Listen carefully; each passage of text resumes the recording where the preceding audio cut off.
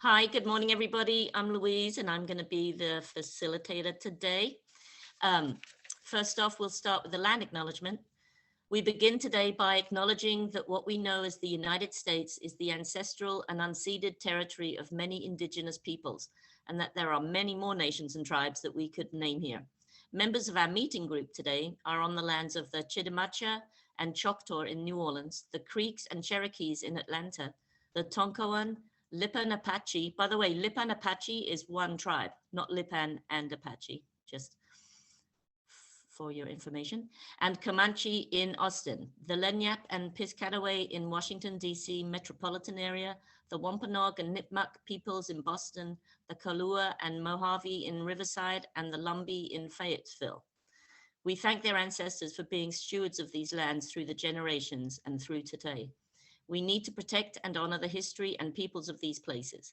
Despite centuries of colonial theft and violence, we should always remember that we are all still on indigenous land, and it will always be indigenous land. Okay, I'm going to explain the format first, and then we'll do introductions. Obviously, everyone keep on mute unless you're speaking. If you want to get on the list, you raise one finger and wave it around so I can see it. I'll be trying to, track everybody, but if you can wave it around, that would be great. And you will get 2 minutes to speak. I have a timer and I've tested it and it works. So if you go over that time, obviously you can just get right back on the list, and I'll ask you if you want to do that. Please respect, don't interrupt the speaker, no side comments to others, no personal attacks, no name calling. And the point of this discussions is to listen and to learn and not to argue. Explain clarifying questions. Okay, the clarifying questions, after a speaker is finished, you can raise 2 fingers, and we can only have 2 people asking clarifying questions. And these, for example, are, I didn't understand what you meant by a word or a term, or can you clarify what you meant by? The questions are not to further the opinion of the asker. Clarifying questions do not require a long monologue, and questions that do not qualify as clarifying will not be allowed, and the person can go onto the list, so they can just say their own piece. The facilitator will monitor and enforce this rule strictly. Only 2 people are allowed to ask clarifying questions. I just said that. Okay, so let's go around everybody and briefly introduce just, how long you've been in Erace, your name, where you're from. Let's start with Marva.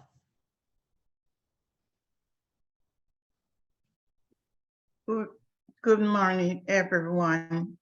My name is Marva. I've been attending Erace post-Katrina, and I look forward to every Saturday a lively discussion.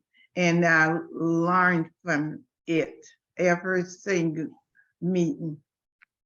Thank you. Thank you. Phyllis. Good morning, I'm Phyllis. I'm in New Orleans, and I've been coming to Erace since 2008. Thank you. Stanton. Good morning, Stanton in Austin. Been coming for about 10 months, and one little correction for you, Louise. After having studied California ethnography for 3/4 at UCLA, it's the Coahuila people, not the Kalua people. You know what? As I was saying it, I was like, wait, that's a drink, isn't it? That's the coffee drink in Mexico. Yeah. Coahuila. And that's for Dee too. All right, bye. Thank you. Teresa. Hi, I'm Teresa. I'm in Fayetteville, North Carolina. I've been coming since August of last year. Thank you. Nora. Good morning, everybody. I'm in Austin. I've been coming for about a year and glad to be here. Thanks. Thank you. Marla. Good morning, I'm Marla. I'm in the New Orleans area, and I've been coming to meetings for the last couple, I guess almost 3 years now, and I'm happy to be back. Great. Nice to see everybody. Nancy. Good morning, I'm Nancy Moore. I have I'm in New Orleans and I've been coming to Erace meetings since June of 2007. Thank you. Dee Dee, good to see you again. Haven't seen you for a while. And it's good to be back. I'm in Riverside County. We're kind of pensively waiting because torrential rain is supposed to start up again at 11 o'clock. And so we're kind of watching out to see what's going to happen. I'm not in a flood zone, but it's kind of really hard to see people that really have to scoop mud out of their house and stuff like that on the news. And so anyway, little prayers for Riverside County here. It's good to be back. I was gone because my husband was in the hospital for a little while, but he's all better now. And so life has kind of calmed down over here. And I'm looking forward to this discussion with an amazing amount of zealous. Thank you. Thank you. Michelle.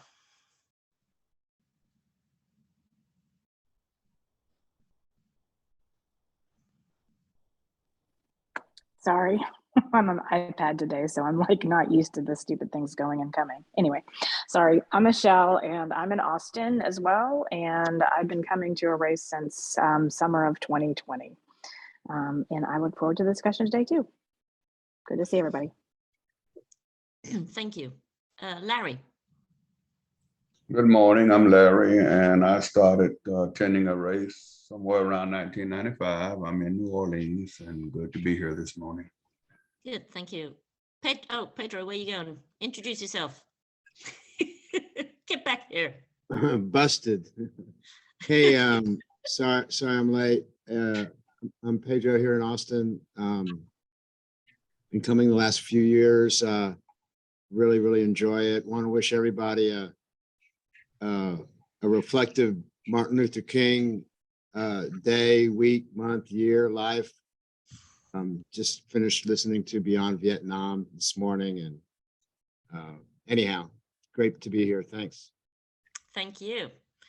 Amal.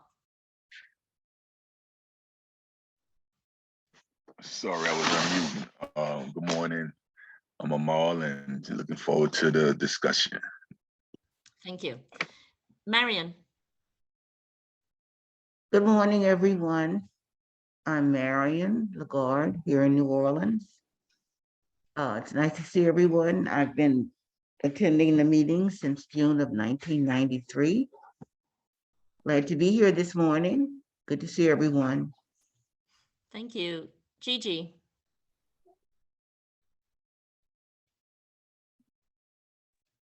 My name is, can you hear me? Yes, and is Gigi okay to call you Gigi? Yeah, you can call me Gigi. Okay. That's fine. Okay, my name is Greer. I've been coming to Erace since like 2007, 2008, post Katrina. And I enjoy these conversations. They're enlightening. And I love to hear everyone's opinions. It doesn't matter whether we agree or not. It's insight. Mm-hmm. Y'all have a good one. Thank you. That's what Erace is all about. Bill. And I'm guessing Bill and Cindy together? Both of us together because my okay. computer's got saying it's all infected with a virus and Bill's is not okay, working. that's all right. So you can both introduce on the same Thank thing. you. Except I'm not in the picture, but you know who I am. I Cindy do. Morse, retired teacher, ancient, whatever. Been doing this for about 5 years. I find it very valuable. I would like to do and make another one someday called Allies and see if we can find another angle, because I feel like I have the wrong color skin, though I have a lot of little spots. When I was a kid, no, when I was first teaching, a kid asked me. Point of order, I'm sorry, okay. Just introduce. And, I'll save it till later. Okay, yes. Cindy Morse, take care. Thanks. I'm Bill Ives and I'm sitting next to Cindy. And we've been coming for 5 or 6 years, starting at least 3 years before the pandemic. Yeah. I learned something every time. Thank you. And I'm sorry to rush everybody, but we are going to be finishing at about 11:25. So we will be doing the wrap up a little earlier. So we want to get on with it, as you know. So the reason I bought this, I mean, there was many, as always, whenever I'm searching for an article or a TED talk or something, but this one kind of hit home with me because I feel as an ally, am I doing enough? I always am down on myself as far as like, could I be doing something else? What am I'm just treading water, you know, I'm not going anywhere and not being, I'm just not doing enough. And she talks to this very well in her talk. There's a couple of things that I just pinpointed from her talk. Acknowledgement without action is aiding and abetment. I quite like that. And also, if we are not actively dismantling all forms of oppression simultaneously, we are passively sustaining them. It's our civil duty to speak out is another thing that she said. So and especially for Erace, for our group, I would like it to move forward just a little bit with maybe not just Black issues, but Indigenous, gay, trans, and otherwise abled issues, you know, like minorities of the whole sphere of life. So that's basically why I was interested in posing this to all of you all and see what your thoughts are. So I'm going to start the list. And is anyone, Phyllis, hold on, let me see. Phyllis, anyone else from Phyllis wanting to start? And I'm going to look at the other. Oh, we got Nancy. Anyone else? Anyone else? No. Okay, let's go with Phyllis. Well, I thought this was a really wonderful TED Talk for us to mull over today. One thing I thought was really important was the discussion about how we have conversations in our culture, society, and that it's like ping pong and like you say something and I lob it back and say my opinion, and then you come back at me and I come back at you, and so somebody wins and somebody loses, and that's the absolute opposite of what Erace discussions are supposed to be like. That's why we don't allow back and forth. That's why clarifying questions are not to pose an argument to somebody or ridicule what somebody says, and why we require respect and humility that we all need to learn more. So that I thought was a really great part. And I mean, I started to take notes. I listened to it multiple times. And I would say the part about trying to find it in my notes. Well, that nobody gets free until everybody's free. And I 100% believe that. You can't work on one oppression at a time. You have to work on them all simultaneously, and they're all connected because there is a system that wants to keep everybody down and pit us against each other.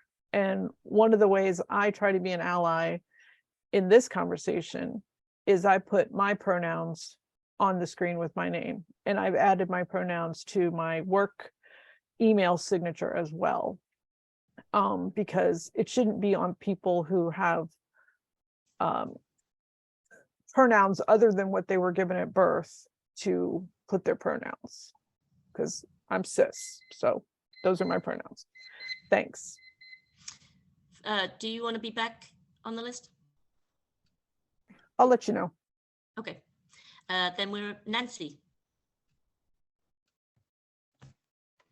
Yes, I thought that the TED Talk, there are a lot of really good TED Talks out there. I thought this was one of them, but what really struck me initially in listening to this particular TED Talk, which talked about the intersectionality between being transgender and, well, gender and race.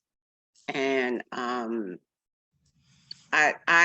feel, or I think, or it struck me You know, there are certain things that we come into this world with, and that we cannot control. And gender and race are certainly two of them, the things that we can't control in our lives. We are born with it. That's cards that were dealt. And a lot of times that comes in conflict with, she talked about judgment, what people see and how they make judgments about people. And I think that when it's something that you come to this earth with or born with, that you have no control over, people shouldn't pass judgment about that. Okay, it is what it is. We come here with a certain set of circumstances that were given to us, and we have to live with that. We have to deal with it. And people should be accepting of that. Okay, not everybody was born the same for a reason. Okay, and that's where a lot of conflicts come into play, because of differences that people have no control over. You can't control how you were born, or who you were born, or where you were born, or anything like that. And yet, and still people want to make issues out of that. And a lot of conflicts have resulted, political, geographical, racial, along all sorts of lines, because of differences that people have no control over. And anyway, that's what struck me most, the thing that I got most out of this. Thank you. Thank you. Good timing. Sorry, going on for too long. Is anyone else wanting to be on the list? We have, because my view, yes, we're all in this together, you know, it's, as they said, we're not free till everyone is free, which is also an excellent point. And I know that not everyone agrees with everyone's fight, perhaps, but they maybe just don't understand where they're coming from. I think that's a lot of it. Just the same with race, like, you know, when people are racist, they don't understand. A lot of it is not just pure hatred and evil people. They're just ignorant, you know? And I think with other people's cases, like trans or whatever, you know, they're ignorant to their plight. And the more we learn about them, the more we will feel that we would want to support them. Michelle. And Bill has his hand up. I don't know if you can see it. Yeah, I was going to say Bill has his hand up. That's why I was raising my finger. Oh, there he is. He just put it up. Okay, Bill. So you don't want to be on the list, Michelle? Okay, Bill, take it away, brother. Yeah, there's this great Solomon Burke song. It says, if one of us in chains, none of us are free. My speech is garbled because of my meds. I'll repeat it. The Solomon Burke song says, if one of us is in chains, none of us are free. Teresa, gotcha. And it's a great song, musically as well as message-wise. I thought the speakers talk urging us to listen is very important. See, also, I have no experience base to feel what it's like to be a trans Black woman. I do know several trans people, but they were white. But I feel, as Nancy said, they were born that way. They're doing it because that's how they feel. And she also said, what is the real reason you want to be an ally? Is it to make yourself feel good? Well, I was fortunate,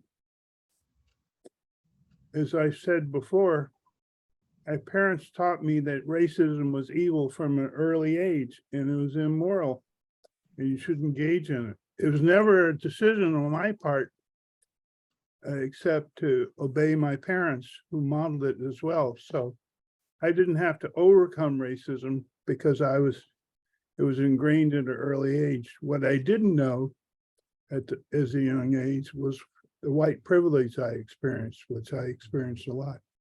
That took a learning process. But anyway, thanks for the video. That's okay. Bill, do you want to get back on the list? Not now. Okay. Teresa. Well, I have a clarifying question for Bill. Oh, sorry, I can't see that. Yep, Yeah. go ahead. Go ahead, You Gigi. were talking about the song that Solomon sung, and you thinking about the time at which that song came out and what was going on in the world. What vantage point do you think he was coming from? I think he was coming, I don't know, but as a Black man, he may have been coming from his own personal vantage point. He also may be in talk about the civil rights struggles Or at the time, wishful. or being wishful. That's my hypothesis. I have never read the thinking behind the song, but I've known the song for quite a while. And it moved me at the time. That was 15 years ago. It moved me at the time, and it still moves me. Thank you. Edie, did I answer your question? Yes, you did. Thank you. Yeah. Okay, Teresa. Thank you. One of my first reactions to this video was, ooh, I need to stop being so sarcastic. I didn't even know how sarcastic Americans in general are until I was a Peace Corps volunteer. And I would say something sarcastic and Tanzanians would take it literally because they didn't, English was their second or third language. So my sarcasm really didn't go over like it would to a native speaker, not just a native speaker of English, but also an American. And this video was a reminder to keep sarcasm in check. That whole welcome to the club, I know that's come out of my mouth for lots of things, and it's like, oh, it's not all that great. And then I, of course, always have recommendations. So the first one that I put in the chat, I originally watched the movie Tangerine because it was done on iPhones. The entire movie, it is absolutely incredible. But the lead characters are trans women, trans Black women, and I highly recommend it. The second one is HBO's show, if you have access to HBO Max, is We're Here. And from one season to the next, I was just absolutely amazed how this latest season really got into politics. They bring drag. If you've never seen RuPaul's drag show or whatever, there are 3 drag queens going to towns that I, just as a Black woman, would feel very kind of, I don't know. But they bring drag show and try to educate people about the entire spectrum of sexuality. Also, they invite allies. So those are 2 shows if you want to see, especially We're Here, just an entire spectrum of choice, not choices, but choices to participate in drag is what I should say. Thank you. Well, seeing as there's no one else on the list, would you like to continue for a little bit? Well, I would say I'm always thinking of the film industry. And so the first one, Tangerine, my recommendation, I just wanted to see a movie because that's one of my dreams, is to make a movie using my iPhone. I'm going to upgrade it because I have an iPhone 8. I want the ones with the fancy cameras and whatnot. So I really didn't know when I first watched Tangerine that I just heard that this was a brilliant iPhone movie that was shot with an iPhone. I didn't even know the subject matter. And if you ever do watch Tangerine, it is just amazing that I didn't know the subject matter. And I was just like, oh, let me watch this good movie, because I was just watching it for the technique, because that's something that I'm interested in. Okay. But just to get this world of Black trans women, and it's a very unapologetic. It's not something, oftentimes when you see like older depictions of trans people, they're either killers or somehow deranged, or they make it seem like, you know, it's some mental defect to be trans or whatever. Right. So this movie is very, very refreshing in that it does not do that. Okay. Thank Okay. you. You're welcome. Thank you for being my filler. Thank you. You know, I get diarrhea of the mouth, so I'm no problem. You're welcome. Thank you. Phyllis, please. Yeah, I'm gonna recommend a show too. It's also on HBO Max. It's called Sort of, and it's about a Pakistani Canadian family and with a trans daughter. And it's their Muslim family, and it's really sweet and touching. And the lead character is actually a trans woman who's Pakistani, and I believe it's won awards in Canada. And in Pakistan, there's actually a community of people called the Hijra, who are people, men who were identified male at birth, but either identify as no gender or identify as female. So that is part of that culture, but it's still a little challenging to some of the family. And the way they portray the main character is it's just beautiful. And it's going to be a second season or a third season. Maybe there's already two. And there is something about the way the lead character talks, their tone of voice. Maybe it's something about that spin of Canada in it, but it's just they have the most soothing voice, and it's a really educational show, and I recommend that to everyone. Thanks. Thank you. Bill, is your hand up, or was that just not taken down from last time? I got you, Dee Dee. Bill? My hand is up only because there are not a lot of people talking. But Well, I'll get, okay, I've got Dee Dee, and then I'll put you on the list, yeah? I'll be happy to talk. Okay, let's have Dee Dee. Let's have Dee Dee first, and then Bill. Louise, I kind of wanted to address what your Sorry, no, that's ignore that. Sorry. No, okay, go. Nothing. Sorry, carry on. When you said that you felt like you couldn't do enough, and there are times when I've had moments like that also. Last summer, our pastor was on sabbatical leave, and we decided that there were enough lay preachers in the church that we weren't going to pay another pastor to come in. We were going to take turns. And so I preached in July.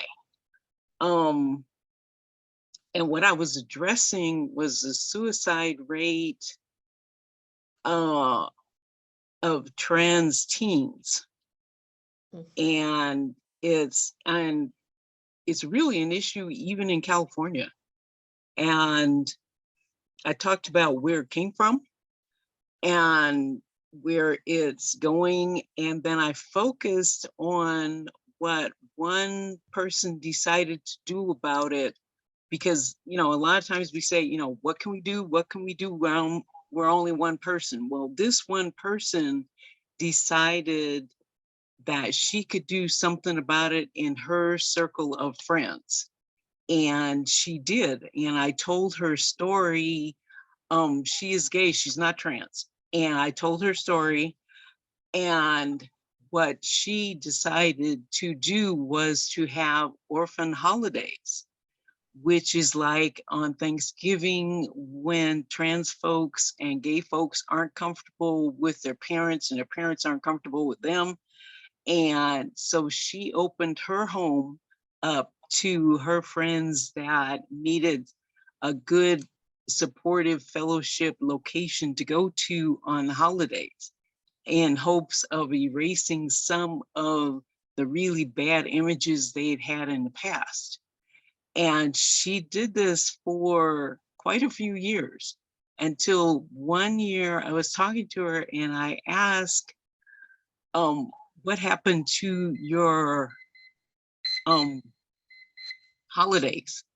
And she said, I don't have orphans anymore, because they had gotten so much strength from the group that she was sharing that they went back to their parents to give them another chance. Oh, wow. That's And nice. so that was something that she did with her own ability in a small group, but she made a difference in those lives. Right. Thank you for giving us something positive. Yeah. Do you want to get back on the list, Dee? Yes. Okay. So Bill, you're Yes, up. I talk more when there's lists are shorter, but I'm not trying to just fill the air, because I was thinking about several things. I enjoy drag shows because, not because they're a spectacle at all, but because of the creativity and the humor that the performers often demonstrate. There was one show I saw in Key West where the woman was doing Sonny and Cher at the same time. And when he was doing Sonny, he put a mustache on. He was doing Cher, he took it off. But Sonny and Cher, if you listen to them, I Got You, Babe, they sound the same. So anyway, I enjoy those shows. The best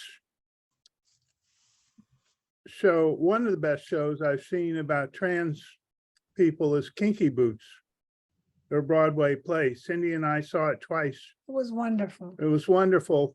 And there was a failing British shoe company that was failing. It did fancy men's shoes.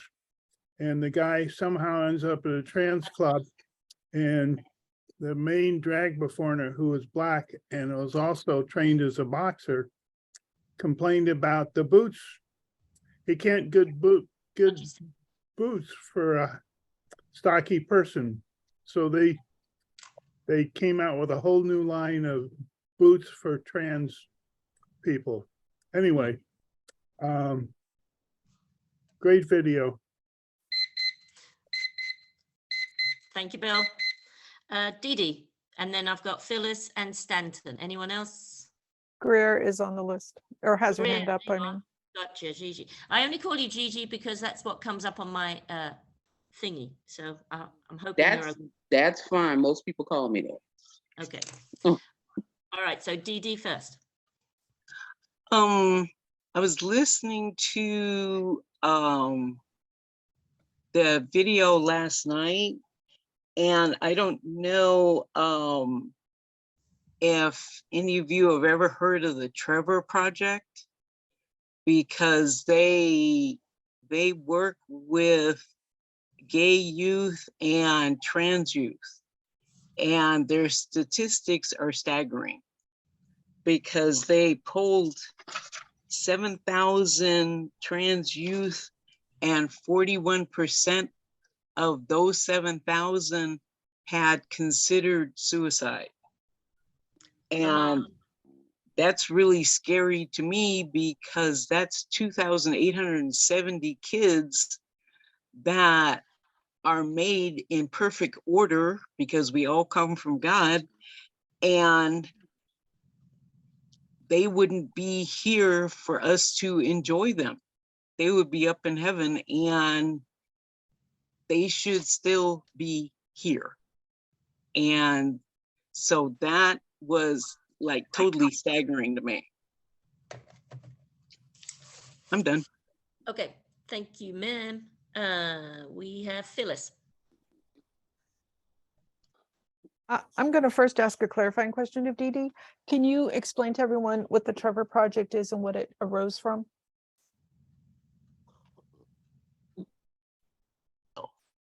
Okay.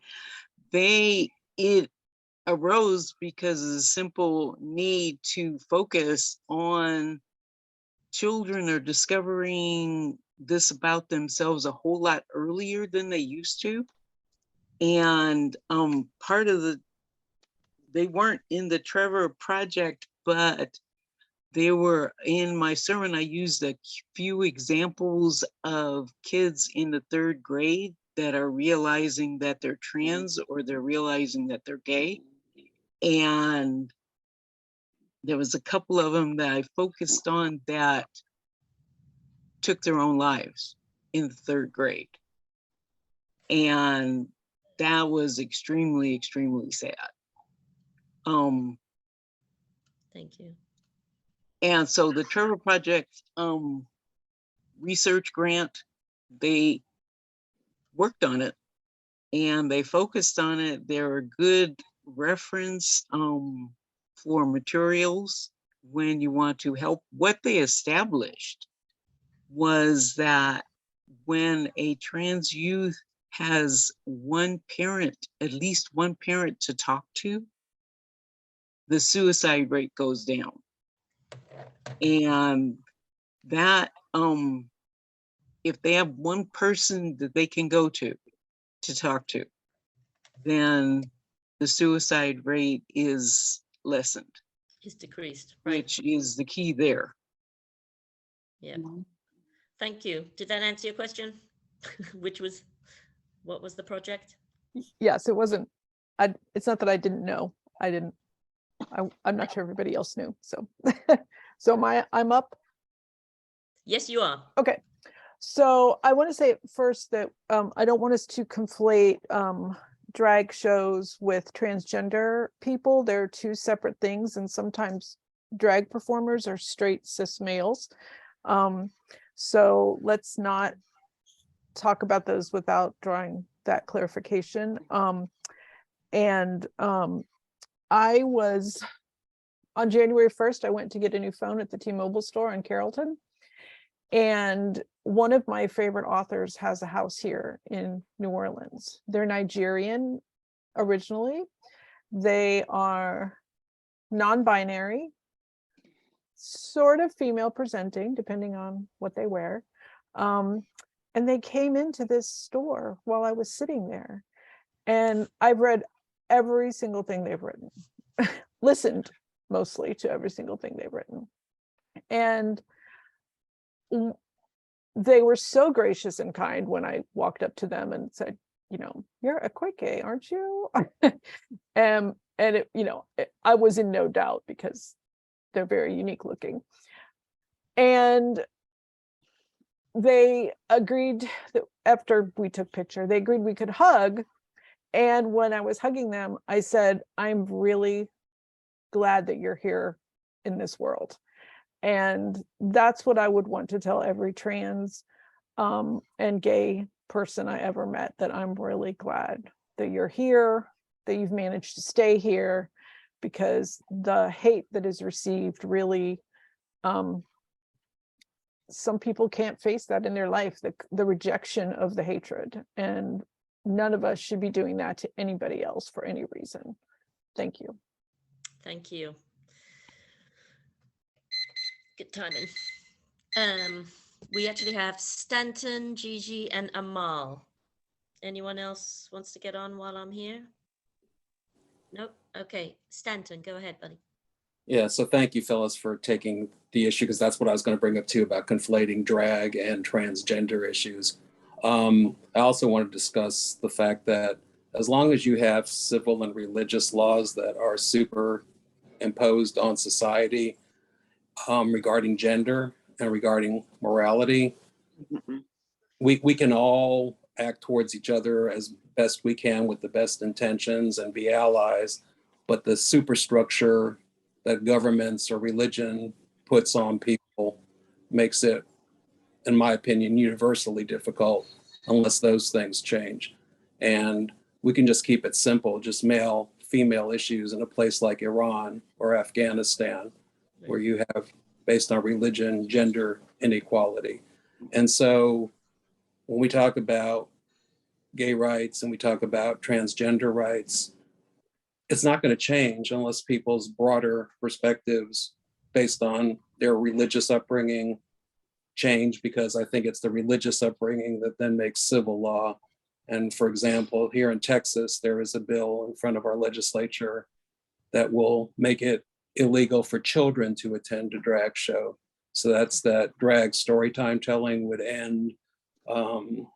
I have a friend, he's the artistic director of the Ballet Trocadero, which is a all-male drag ballet company. They tour the world, but now they're thinking if this law passes, they may not be able to come perform in Texas in 2024. So those are the things that I think create a more universal separation of people who are gay or transgender, because historically, we have had people indoctrinated, inculcated with the idea that if you don't act in a certain traditional way, that there is then something wrong with you. And so that's, to me, the big problem. It's not the one-on-one so much as the bigger picture of societal issues. Thanks. Right. Thank you, Stanton. Agreed. Gigi. Okay. Speaking from the aspect of being African American in this country and the history that we've gone through here, our fight has always been that of being Black. Once colonialism started in the Americas, indigenous and Africans that were mariners who came to these areas before Columbus, the fight against them, once colonialism happened, was governmental law from the top to the bottom, before America was even a country, when other people were colonizers. I can't tell the person who did the TED Talk what they think their first fight is, but I'm just looking at it from a logical standpoint. I honestly think their first fight is being of color in America. It's not being a woman, it's not being trans. And when they were talking about intersectionality, even when there was, Haiti had a war, and they knew they needed to clean in-house out before they could go to war with France. And I understand the intersectionality, but can you fight multiple wars at one time and actually be successful? Because if you think about it, trans white, gay white, bi whites, every other LGBTQI pronoun and everything, they have white privilege, so their fight is less because their fights are their secondary fights that go along with their life. And if you think about it, Black people are the lowest hanging fruit, but yet the largest population in the world. So my question is, we do have a few allies, but we don't have enough. And honestly, and I've said this before, if the rights of African Americans in the United States were actually fulfilled and every citizenship right was given to us, honestly, I think everybody else's rights would fall into place. That's my opinion. Thank you. Thank you.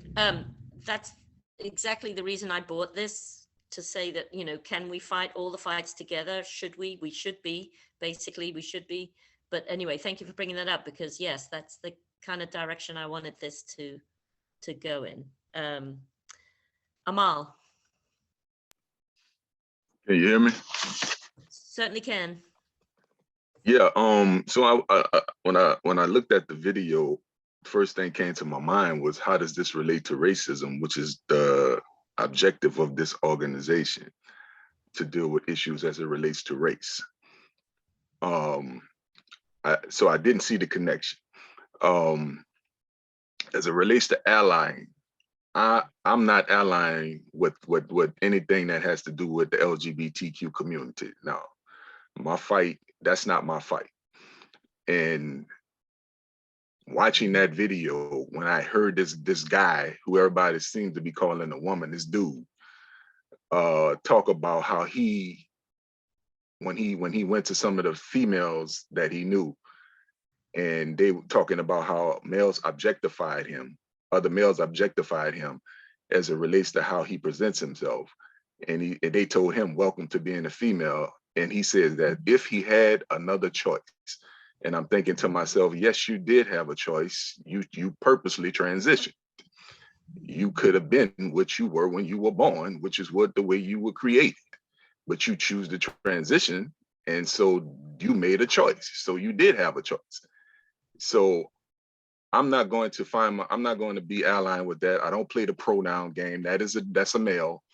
That's a man standing on that stage. It's not a female. And I'm not going to be so politically correct that I'm going to fall into these little categories of cis male and non-cis male and binary and non-binary. No, this male and this female. And that was a man standing on that stage, not a female. So no, I'm not allying with that. Okay. Phyllis has a clarifying question. And Bill, I've got you on my list. So Amal, if you don't think pronouns are important in how people identify themselves, do you then don't mind if we call you they or she? I didn't say I say I don't play the pronoun game. In other words, I'm not going to call a male a female. And I'm not going to call just like I wouldn't call a child an adult. That's what I meant when I said that. I'm not going to call a male a female. I'm not going to call a female a male. I'm not going to call a child an adult, or vice versa. If a 14-year-old boy told me he wanted to be identified as a man, I'm sorry, bro. You ain't paid no dues to be identified as a man. Okay, I understand your point. Thank you. Okay, no, I got a question. Wait. I got a question. Who's that? Oh, Glenn, you got a clarifying question? That's right. So would you call him, Jamal, a female impersonator? What I call the gentleman who was on the stage, you mean? Right. I wouldn't necessarily say I call him a female impersonator. I just call him I'll call him a man. All right. Just like a woman. Okay. Thank you. Phyllis, you're up next. Well, I want to say that, Louise, I don't know if you read the beginning of the facilitator guidelines, where we said that we are committed to treating all human beings with love, respect, empathy, compassion, and humility. Sorry, I was letting people in.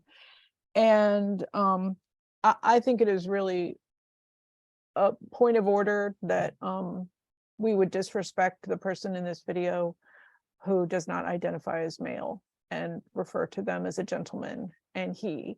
I just think that's disrespectful to that person's choice to be called that. That person did not choose to be transgender. That person was born transgender. I was born cis, and that's a privilege. And I've never had to struggle with, do I fit in my spiritual soul part of me with the exterior that I was born with? That's not been my struggle, but I have empathy of what that would be like for somebody, especially in cultures that aren't as, what culture is accepting, but cultures that people don't sort of have an understanding of that, and hatred is spewed on that person. It's sad to me when people are on here and saying they're only going to be for their own struggle and not anybody else's struggle, because that's, as Audre Lorde is quoted, I believe, and the song that Bill alluded to, nobody's free till everybody's free. So you can fight for yourself as long as you want, but you're not getting free till everybody's free. And also what Greer said, like, I don't think that if Black people in this country got equal rights and there was no racism, I don't think that would free everybody, because gender and sex gets people so worked up, and they just, mind your business. Thanks. Thank you. And yeah, that's another reason, and what I was saying right at the beginning of the meeting, that we want to expand to all minorities and people who are downtrodden. And if we have empathy for the Black plight, we should have empathy for every plight. That's a human thing. Anywho, Nancy. Yes. Do I you see think my hand up? I do now. and Glenn. Teresa's hand is up. Do you see her hand? Hold on, Glenn, Teresa, And Larry. And Larry. Larry. Woo. Okay. Thank you, everybody. Okay, I want to go back to what Greer was saying about our first fight. You know, I mean, it to me, it's about what do you identify as first? What is your strongest identification? What has given you the most issues and throughout your life is what is your first fight? And I think to everybody, that is a personal choice and a personal decision. What is your first fight? Okay, I am 69 years old and I have been through menopause many, many years ago. Okay, and have no birth control issues, you know, will never have birth control issues again. But is my fight for women's reproductive rights? I feel that at this point in my life is just as equal to my any civil rights along racial divide as any fight that I could ever have. And will I stand up for women to have reproductive rights, to have rights to control when they decide to have a child or not against a patriarchal society? Absolutely. Okay, even though I mean, if you look at it, I really have no dog in the fight. Not anymore, I don't. Okay, but doesn't mean that I can't fight for that right, because I do understand, and I was in that fight. Just like I'm going to have a fight. I also, not if any of you know, I also work with NAMI, which is the National Alliance of Mental Illness, and for mental health. Okay. Mental health spans so many areas. The tentacles are broad, in which the brain, which is imperfect, just like your heart and your liver and your lungs and any other organ of your body, but it controls so much of who we are and what we are. Okay, and it is the decider of whether, you know, we are straight or gay or cis or trans or whatever. And once you understand that, you will have compassion for people who have struggles and stand alongside them for them to be treated equally and to be valued and validated. Thank you. Thank you, Nancy. Do you want to get back on or not? No, I'll wait till the wrap up. It'll be coming soon. Yeah, it will actually. This is going fast. Bill.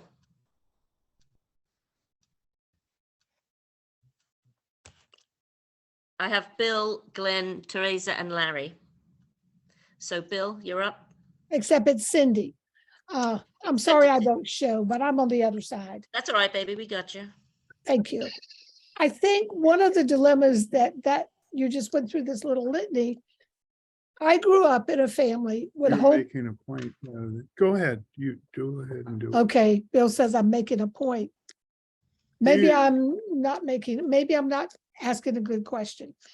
My question had to do with. Oh, wait, is this a clarifying question? It was, but Bill says it's not. So do you want to be on the list? Yeah, I've got Bill on the I'd list. like to be on the list, I guess. Go ahead and use my turn. So go ahead and take his turn, Cindy. Now he's got me all scrambled. That's what I get so close. Do you want us to get back to you or? Let me come back later. Okay. Later in the list. I'll put you down. I take a 60-second turn. There are 2 points. When they said none of us are free, the South African concept of Ubuntu came to mind. We're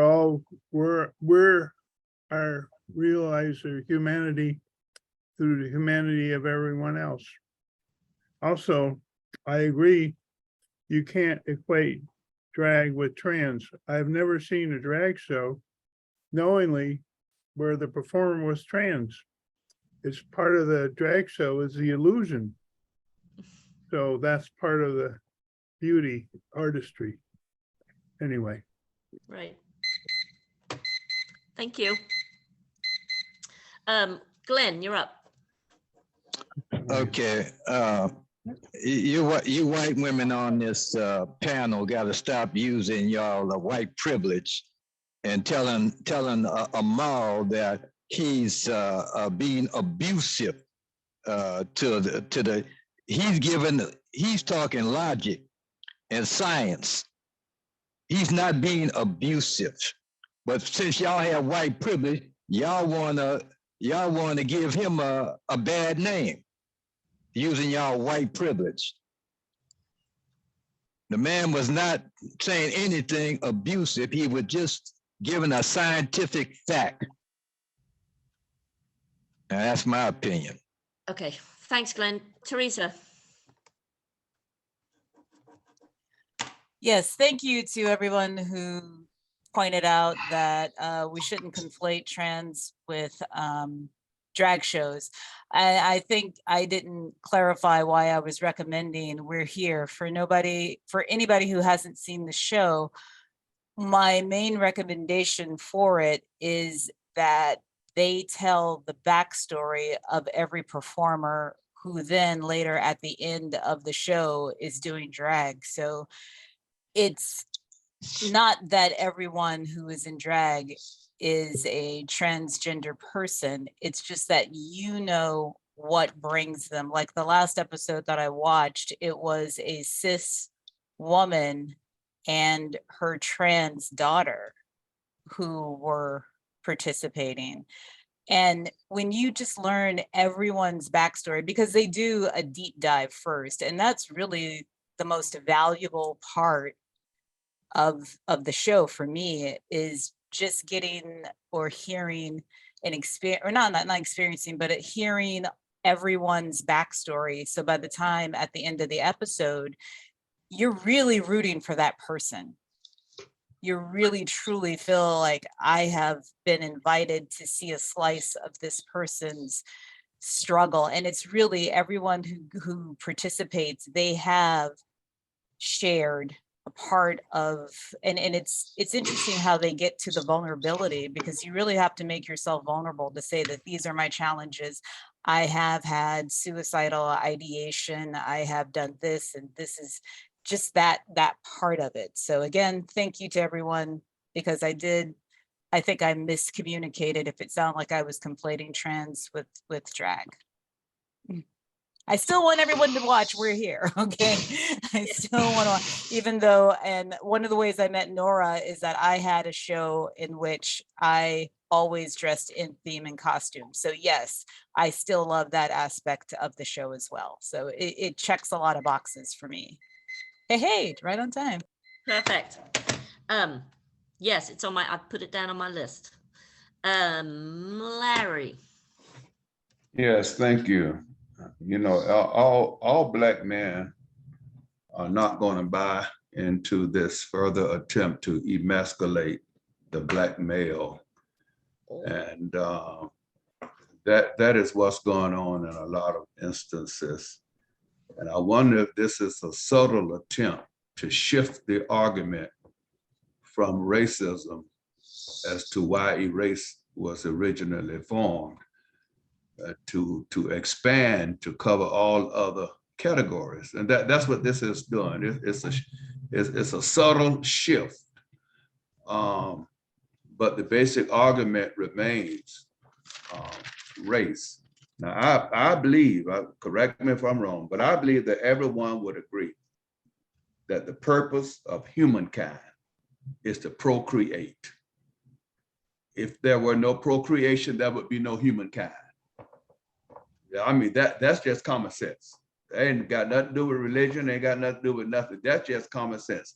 The purpose of human life is to procreate.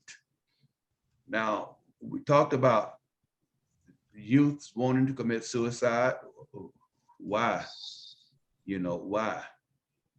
Sometimes people want to commit suicide for a variety of reasons. Alcoholics may want to commit suicide because they feel that that's just not the way they were made to be. Drug addicts may do the same. Maybe young people who are gay or whatever may feel that same way, that they are just trapped in a body or they are living contrary to God's will for their life. If I were to see a transgender person being flogged on a public street, I would not stand by and be silent. That would be violating that person's human rights. But at the same token, I think any society, whether it's in Iran or America, any society must institute laws dealing with moral character and other things. Okay, that's me. Hey, actually, as a point of interest, if anyone can help me, can I pose a clarifying question as the facilitator? Yes? Okay, so Larry, you say you wouldn't stand by if someone was getting flogged, a trans was getting flogged on the street. So there is a level of what you would do to assist or help. You obviously know physical, you wouldn't want any physical pain on these people, but what about emotional pain? You're not there to defend that.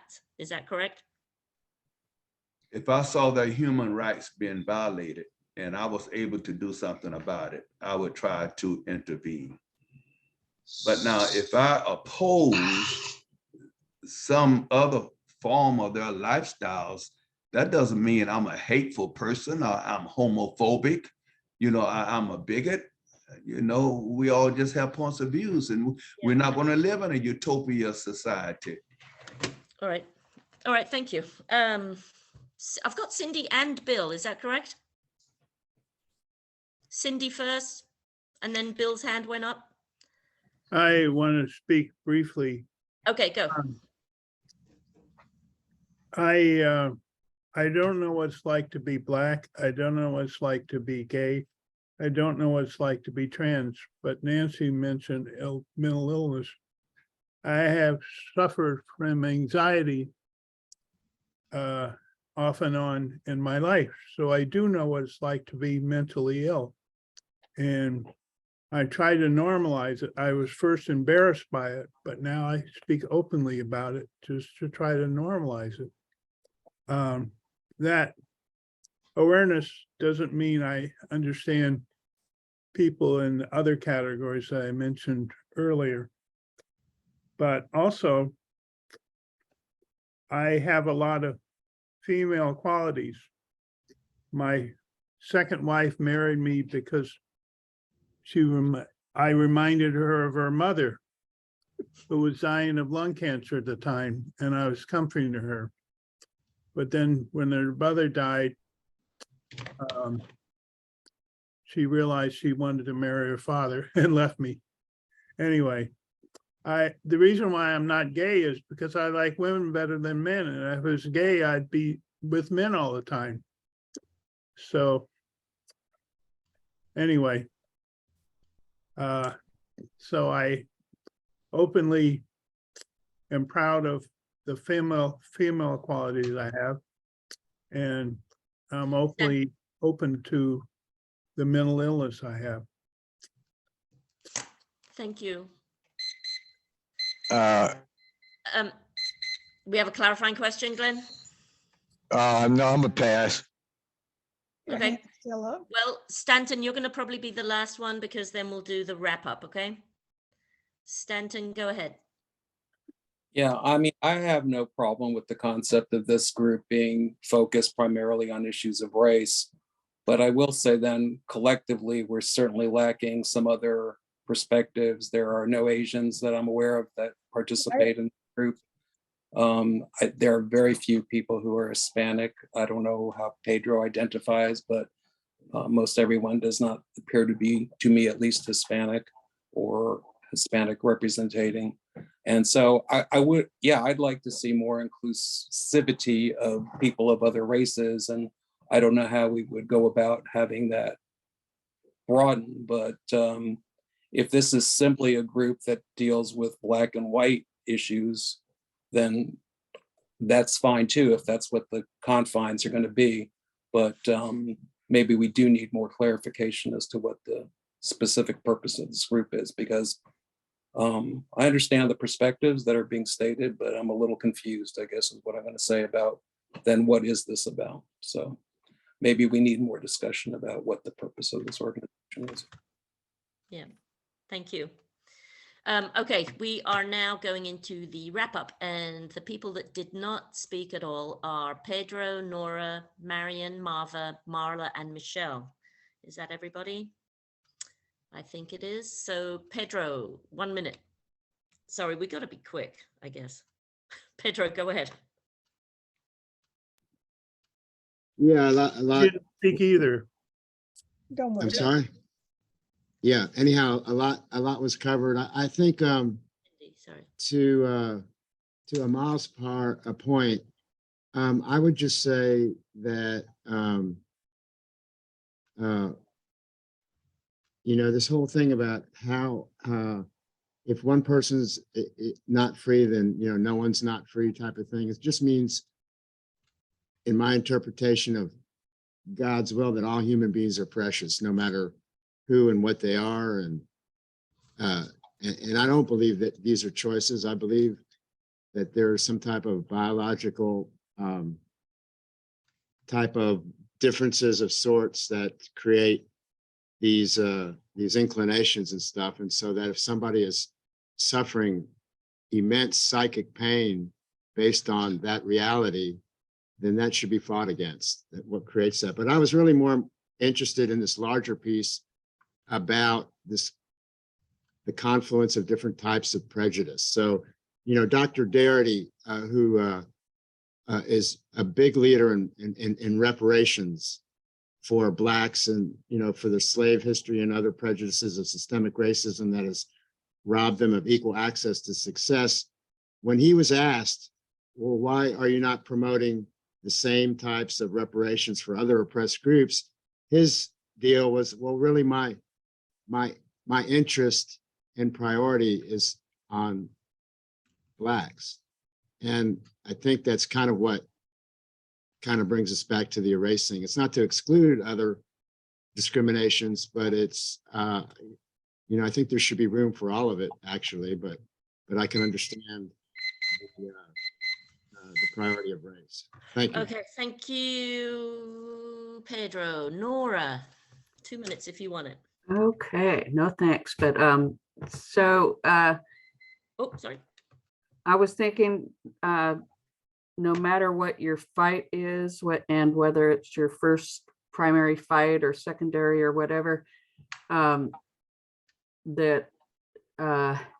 capitalism and media make things so much worse, and that to me is a big obstacle. And thank you. Thank you very much. Marion.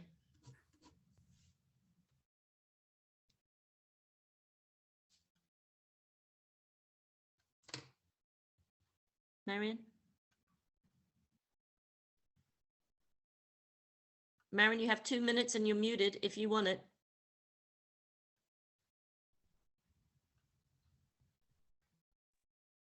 Oh, you got it. You got it. Okay, even though I don't see myself on the screen, it's throwing me off emotionally. I wanted to let you know, Louise, I appreciate this topic being brought to the forefront. You all have heard me say this a gazillion times about how we're all human beings. And I don't believe there should be any exception because a person is trans or cis or whatever the gender identification is. Basically, we're still human beings. I'm appalled when I hear someone say something to the effect that people who identify as trans or human or homosexual or gay or whatever you want to designate, they want to inflict physical violence. I saw some commentary either on MSNBC or CNN of a video of a group of white men who were going to a so-called gay bar to beat the people up. And they were going to beat the homosexuality out of them. You cannot do that. A human being is a human being, and you're not going to beat whatever you think they shouldn't have in them out of them. So until we get to the point where we're going to decide that we're going to respect all human beings, regardless of whether or not you agree or disagree with what they believe they are, we are never going to come to any solution of accepting people as what they are, the human beings first. And I, for one, made that decision a long time ago. I never did have I never had a negative or violent opposition to people who identified as trans or homosexual or whatever. Thank you. Thank you, We're Marva. human beings. Thank you very much. Thank you. Marva, sorry, I'm so sorry. Marva, or I guess it doesn't matter, but Marva, stop. Very interesting discussion. I appreciate all views.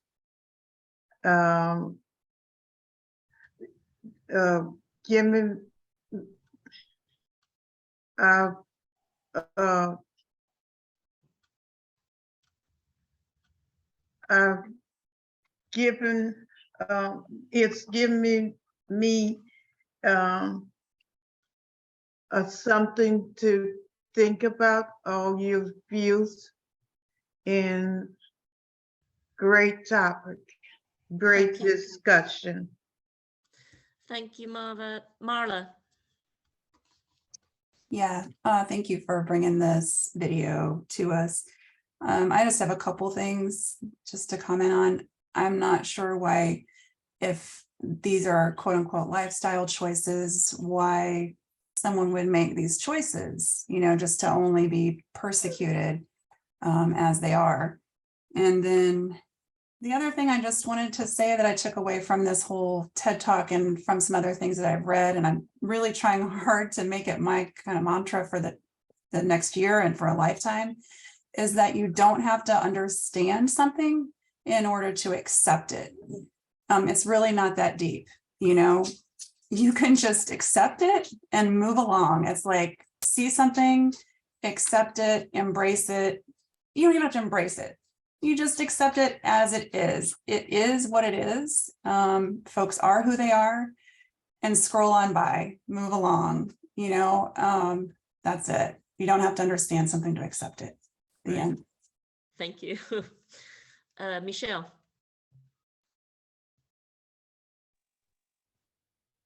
Yeah, I don't have much to add either, but I do want to say that I concur with what Nancy said about the brain and not understanding everything that goes on there, and we never will.